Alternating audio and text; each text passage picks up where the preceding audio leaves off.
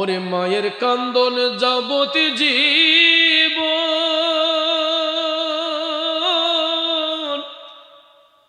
দুই চার মাস বোনের কান্দন রে, ঘরের পরিবারের কান্দন কয়েকদিন পর থাকে না।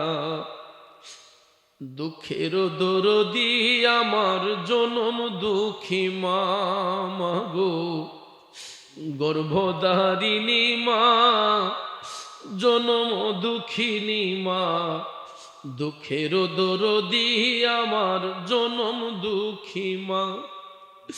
10 মাস 10 দিন মায়ে গর্বে দিছে ঠাই, রক্ত মাংস খায়া মায়ের ভবে আইলাম ভাই। ভূমিষ্ঠ হইয়া আমি উঠিলাম কান্দিয়া, শান্ত করিল মাই বুকের দুধ দিয়া। ওরে মায়ের প্রসবের কালে বুক ভেসে যায় নয়ন জলে রে, ও মা সন্তানের লইয়া কুলে ভুলে প্রসব যন্ত্রণা। দুঃখের দরদি আমার জনম দুঃখী মা গো, গর্ভধারিণী মা, জনম দুঃখিনী মা। দুঃখের দরদি আমার জনম দুঃখী মা। হাতে পায়ে তেল মাইখা মাই দিল শক্ত করি, প্রসাব পায়খানায় আমি মায়ের কোলে করি। তবু না আমার রাগ হইল ভিজল গুয়ে মুতে, আমারে শুকনায় রাখিয়া মাই থাকে ভিজাতে। আরে অসুখ হইলে দেখি চায়া আমার মাই রইছে বিছানায় বহিয়া রে, বলে আমায় আল্লাহ যাও গো লইয়া সন্তানের নিও না। দুঃখের দরদি আমার জনম দুঃখী মা গো, গর্ভধারিণী মা, জনম দুঃখিনী মা। দুঃখের দরদি আমার জনম দুঃখী মা। ল্যাংরায়া তোর কানা খোরা হইলে পড়ে ছেলে, ধোলা যাইরা তবু মায়ে টান দিয়া লয় কোলে। এ পুত্র যদি কুপুত্র হয় মায়ে নাহি ঠেলে, হাজার দোষ রাখিয়া গোপন সন্তানের পালে। আরে শাহ আলম ভেবে বলে জান্নাত মায়ের চরণ তলে রে, কবি শাহ আলম ভেবে বলে জান্নাত মায়ের চরণ তলে রে। তোরা দেখ বুখারী হাদিস খুলে করছেন নবী ঘোষণা। দুঃখের দরদি আমার জনম দুঃখী মা গো, গর্ভধারিণী মা, জনম দুঃখিনী মা। দুঃখের দরদি আমার জনম দুঃখী মা। আরেকটু জোরে বলি আমিন। প্রিয় ভাইয়েরা আমার, বলেন তো আমরা কার বান্দা? জোরে বলেন কার বান্দা? হিন্দুরা কার বান্দা? খ্রিস্টানরা কার বান্দা? ইহুদিরা কার বান্দা? বৌদ্ধরা? মোট কথা যত আদম সন্তান এই পৃথিবীতে আছে, আমাদের একটা পরিচয় হলো আমরা সবাই আল্লাহর বান্দা। এই পরিচয়টা সহজে দেয়া যায়, কারণ বান্দা হওয়া সহজ কিন্তু বন্ধু হওয়া কঠিন। আল্লাহর বান্দা সবাই হতে পারে, আল্লাহর বন্ধু সবাই হতে পারে। বান্দার মধ্য থেকে বন্ধু হবে একমাত্র তারা, আল্লাহ বলেন আল্লাযীনা আমানু ওয়া কানু ইয়াত্তাকুন, যারা হবে ঈমানদার, যারা হবে তাকওয়াবান, তারা হবে আল্লাহর বন্ধু। সুবহানাল্লাহ বলেন। এখন আপনারা বলেন তো, আমরা একজন আরেকজনের হক নষ্ট করলাম, এক ভাই আর এক ভাইয়ের দিলের মধ্যে আঘাত করলাম, একজন আরেকজনের সম্পদের মধ্যে ঠকিয়ে দিলাম, ওই ব্যক্তিগুলা কি আল্লাহর বন্ধু হতে পারবে? কথা বলেন, পারবে? কোন বেঈমান, কোন মুনাফিক, কোন বেবিচারী, কোন কাজ্জাব আল্লাহর বন্ধু হতে পারবে না। এই জন্য আমার আল্লাহ তাআলা এই পৃথিবীর দখল দাজ্জাল, কাজ্জাব, বেবিচারী, মুনাফিকের কথা বলেন নাই। আল্লাহ বলেন আমার বন্ধু হবে একমাত্র তারা আল্লাযীনা আমানু ওয়া কানু ইয়াত্তাকুন, যারা হবে ঈমানদার, যারা হবে তাকওয়াবান, এরাই হবে আমার বন্ধু, এরাই হবে আমার ওলি। তাইলে বলুন আমার ভাইয়েরা, আমরা ঈমানদার হতে চাই কি চাই না? তাকওয়াবান হতে চাই কি চাই না? এ বন্ধুরা আমার, বাবাজিরা, তাকওয়া অর্জন যারা করেছে, তাকওয়ার কোটি মজবুত যাদের হয়েছে, এরা কখনো চিটারি বাটপাড়ি করেন নাই, কোনো মানুষের হক নষ্ট করেন নাই। তারা সব সময় আল্লাহ আল্লাহ জিকিরে মশগুল থাকতেন, ইশকে মুস্তাফার প্রেমে তারা বিভোর থাকতেন, নবীর প্রেমে ফানা হয়ে থাকতেন। তারা সব সময় তাহাজ্জুদ পড়তেন, আল্লাহর জিকির করতেন, নবীর উপর দুরূদ শরীফ পড়তেন, অর্থাৎ নেক আমলের মধ্যে তাদের জিন্দেগি অতিবাহিত করতেন। এই জন্য ওই সমস্ত বান্দাদেরকে আল্লাহ বন্ধুরূপে গ্রহণ করেছেন। এখন বাজান আমার বন্ধুরা, শুধু দাড়ি টুপি জুব্বা কুর্তা লাগাইলেই আল্লাহর বন্ধু হওয়া যায় না, ঠিক কিনা বলেন? দাড়ি টুপি জুব্বা কুর্তা লাগাইলে আল্লাহর বন্ধু হওয়া যায় না। কারণ কারবালার ময়দানেও দাড়িওয়ালা, টুপিওয়ালা, জুব্বাওয়ালা, কুর্তাওয়ালারা আমার নবীর কলিজার টুকরা নাতি হযরতে ইমাম হুসাইন রাদিয়াল্লাহু তাআলা আনহুর গলা মুবারকের মধ্যে ছুরি চালিয়েছিল, ঠিক কিনা বলেন?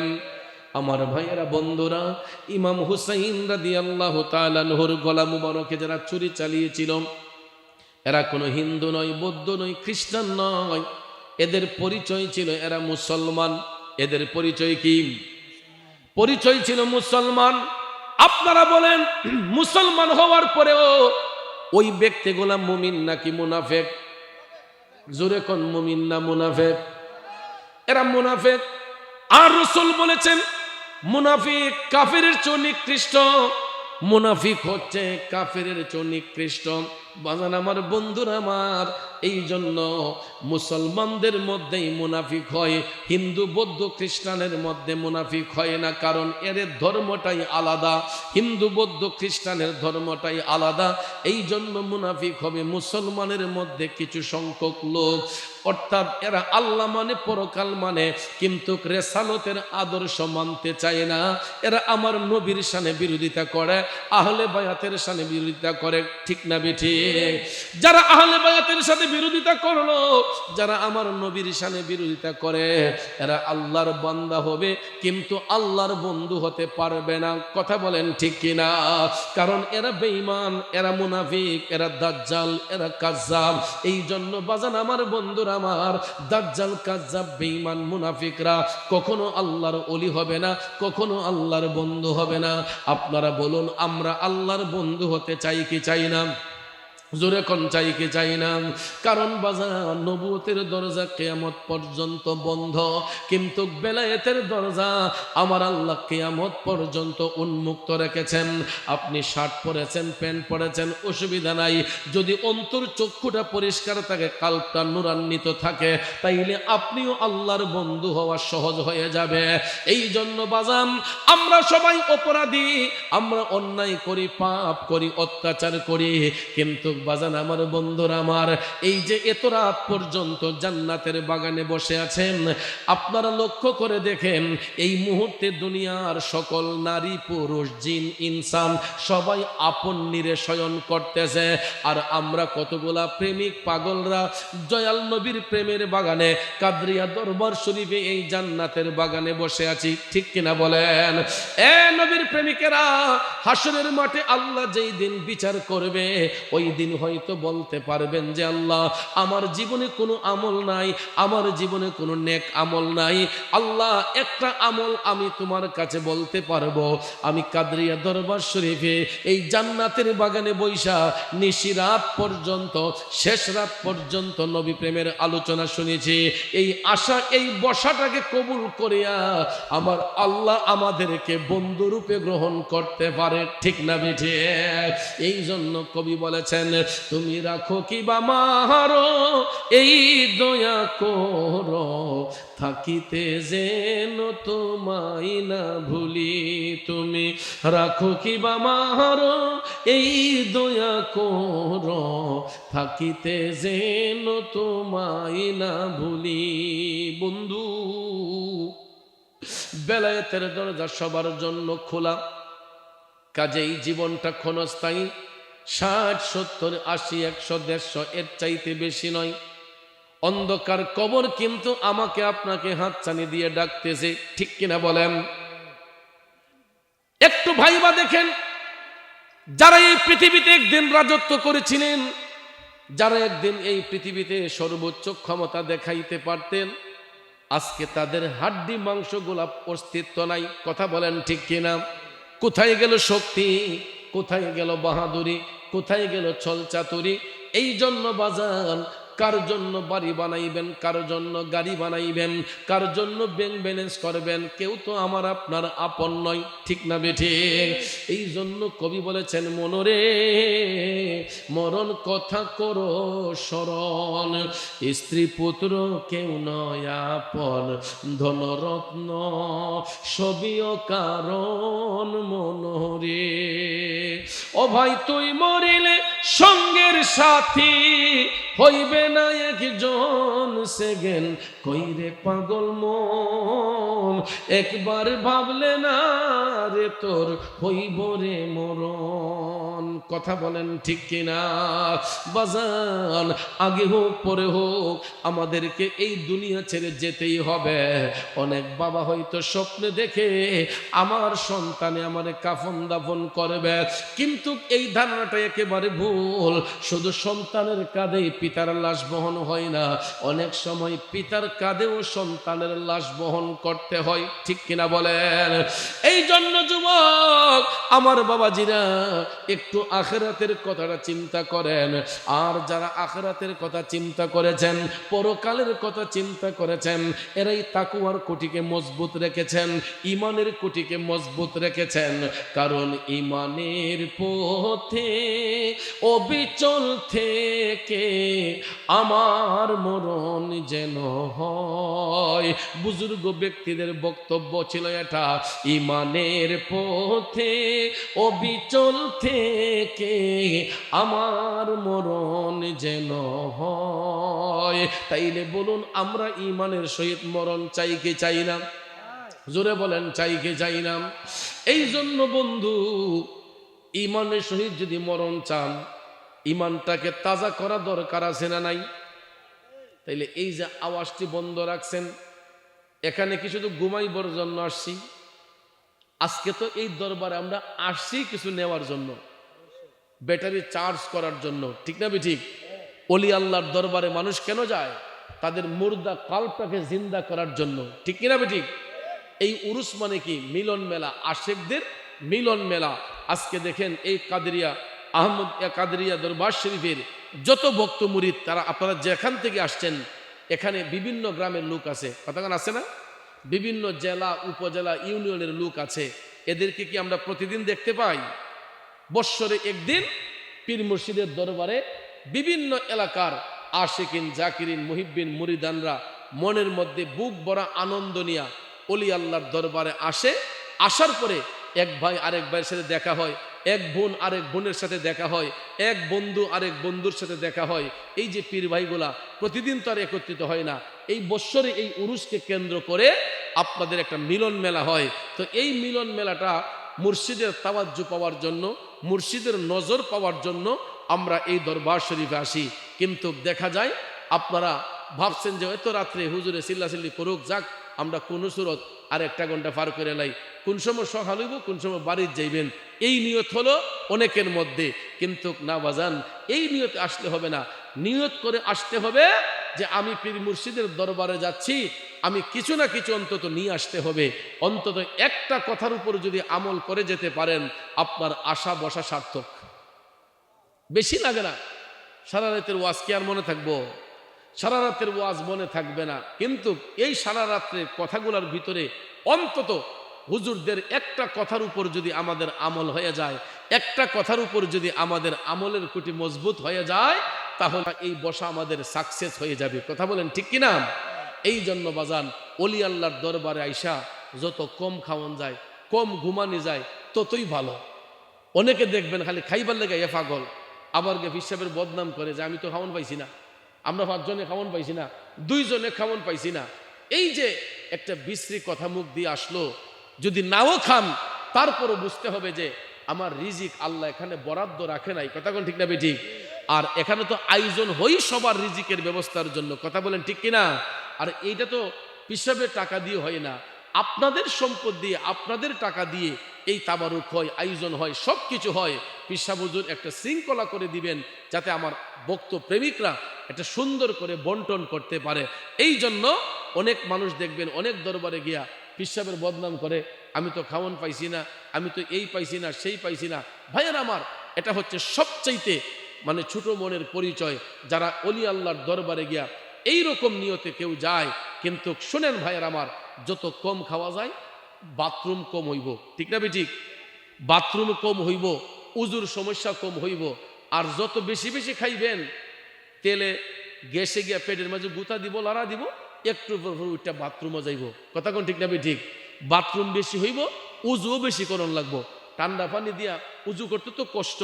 আর যদি একটু পেটটারে খাওয়ানটা যদি একটু কম রাখি, জিকিরটা একটু বেশি রাখি, তাইলে দেখা যাবে কি আমার বাথরুমের বেগ কম হবে, আমার ইস্তেঞ্জার প্রয়োজন কম হবে, নবীর বাগানের আলোচনাগুলা বেশি বেশি শোনা যাবে। কথা বলেন ঠিক কিনা?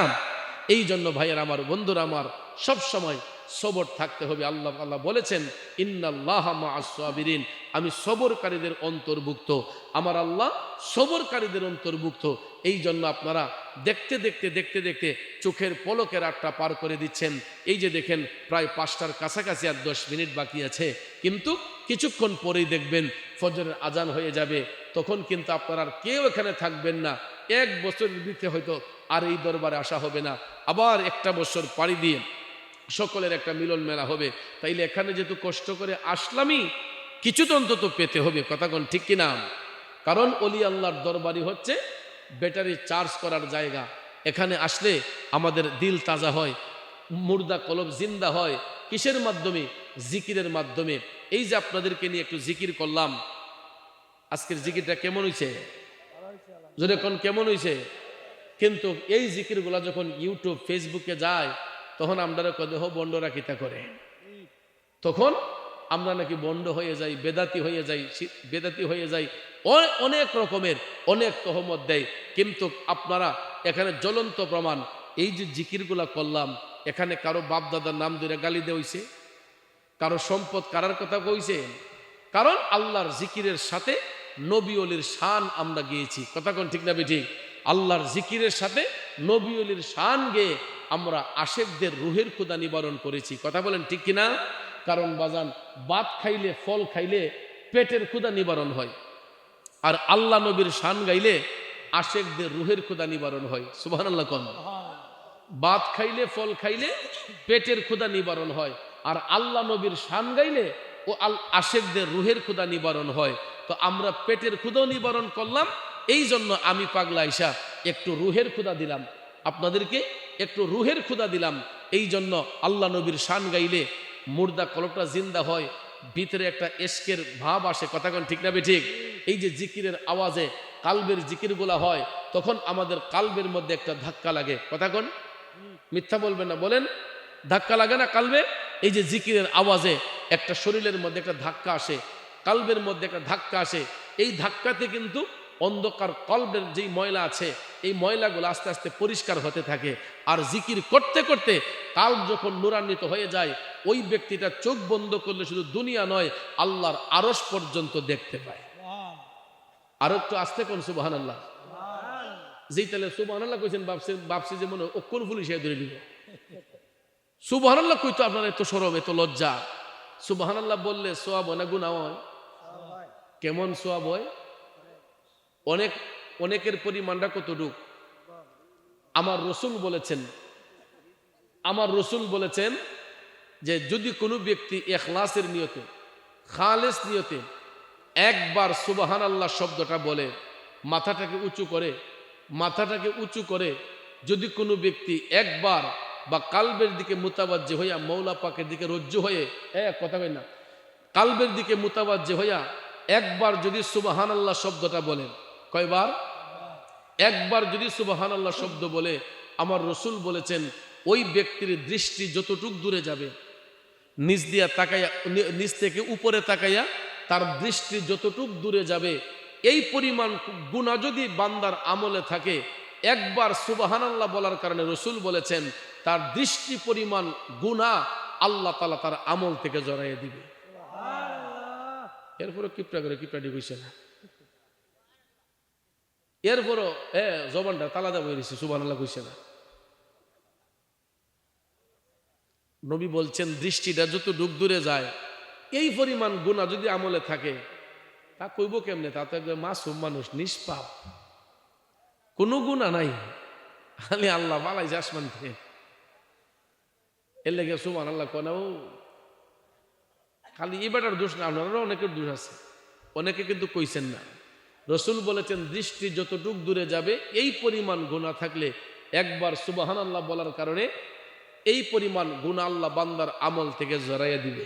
তো এই জন্য বাজান আমার, মাঝে মাঝে হুজুর রাজে বলে যে জুরে কোন সুবহানাল্লাহ, তখন আস্তে কইেন না, জোরে কইেন। হুজুরে কয় জুরে কোন সুবহানাল্লাহ, এরা কয় ইতা কিপটামি লইতো না, কঞ্চান্ন একটু সুবহানাল্লাহ ওই দেন তালা খুলছে মানে। আরে মুর্শিদ বিনে প্রেমের তালা খুলবো কেমনে, ভাবের ফুল ফুইটাছে গো প্রেমের বাগানে। ঠিক না ঠিক? ইয়া রাসূলুল্লাহ, শুভেচ্ছার স্বাগতম, জিন্দাবাদ জিন্দাবাদ, শুভেচ্ছার স্বাগতম, শুভেচ্ছার স্বাগতম, জিন্দাবাদ জিন্দাবাদ। আমরা সকলে বলি মারহাবা, আরো জোরে কই মারহাবা। খাইয়া সুরা লিখেছে না, যাক আলহামদুলিল্লাহ। অত্র দরবারের আলা হযরত আমার শ্রদ্ধেয় বড় ভাই আলহাজ মাওলানা আসাদুজ্জামান আল কাদরি সুলতানপুরি পীর সাহেব হুজুর, উনি এখন সদারত করবেন, তাকরির করবেন, আপনাদেরকে নসিহতপূর্ণ তালিম দিবেন। আপনারা দোয়া শেষ করে তারপরে যাবেন। তবে আমি আজকে শ্রদ্ধা ভরে স্মরণ করছি, আমি অবশ্যই স্টেজ থেকে নামার আগে আমার মার কথা বলতাম। পীর সাহেব হুজুরের আম্মা যান, আমারও মা, আমিও মা ডাকছি, আমি কিন্তু আইসা খালাম্মা ডাকি নাই, আমিও কইছি আমার আম্মা ওই, আমারও ছেলে হিসেবে উনি অনেক স্নেহ করতেন। আজকে আমি শ্রদ্ধা ভরে আমার মাকে স্মরণ করছি। আল্লাহ যেন আমার মার দরজাত যেন বুলন্দ করেন। অত্যন্ত একজন হাস্যোজ্জ্বল মানুষ ছিলেন এবং অতিথি পরায়ণতা ওনার মধ্যে অনেক ছিল। আমি যখন মা কয়ে ডাক দিছি, ফান্ডা বানাই আমারে দিছেন আগে। আমি একটু মার কাছে আসলে খুঁজই পান খাইতাম, তো কত ফুট খুঁজন লাগতো না, আমি দিতেছি, তখন আমি পান খাইতাম। কিন্তু আজকে আমি কইলে আমারও তার আদরটা আজকে কেউ করতো না। হয়তো আমারে খাওয়াইবে, চা পান করাবে, কিন্তু এই দরদ দিয়া তো আর কেউ কইতো না যে ফুট পান দিতেছি। তো এই মা আজকে আমাদের চোখের আড়াল হয়েছেন, কিন্তু আমরা হয়তো মাকে দেখি না। আমার বিশ্বাস মা রুহানি দিয়ে আমাদেরকে দেখতেছেন, রুহানিভাবে মা আমাদেরকে দেখতেছেন। এই জন্য বিদায় বেলা যাওয়ার আগে একটি মায়ের শান বলে যাই। আমার মার স্মৃতিচারণে একটি মায়ের শান একটু বলে যাব, কষ্ট হবে আপনাদের। ওরে মায়ের কান্দন যাবতি জীবন,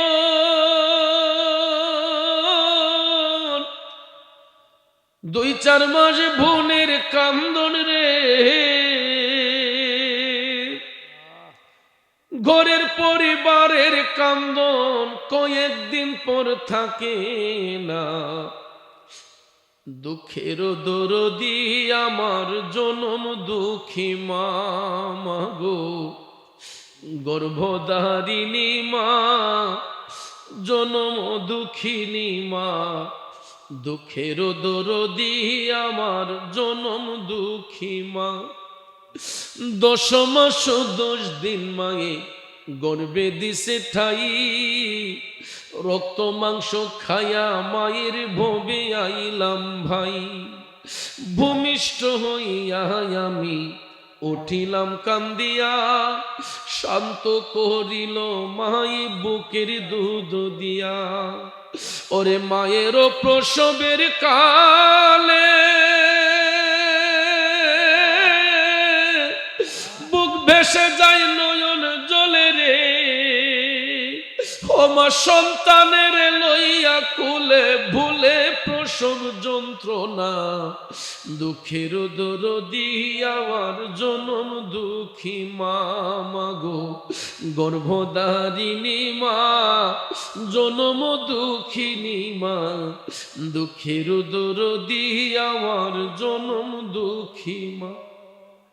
হাতে পায়ে তেল মাইখা মাই দিল শক্ত করি, প্রসাব পায়খানায় আমি মায়ের কোলে করি। তবু না আমার রাগ হইল ভিজল গুয়ে মুতে, আমারে শুকনায় রাখিয়া মাই থাকে ভিজাতে। আরে অসুখ হইলে দেখি চায়া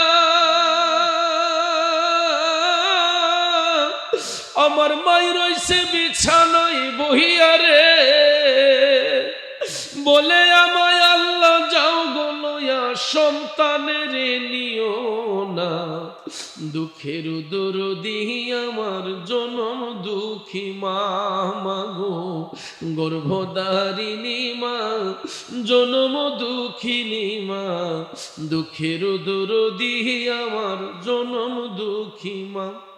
ল্যাংরায়া তোর কানা খোরা হইলে পড়ে ছেলে, ধোলা যাইরা তবু মায়ে টান দিয়া লয় কোলে। এ পুত্র যদি কুপুত্র হয় মায়ে নাহি ঠেলে, হাজার দোষ রাখিয়া গোপন সন্তানের পালে।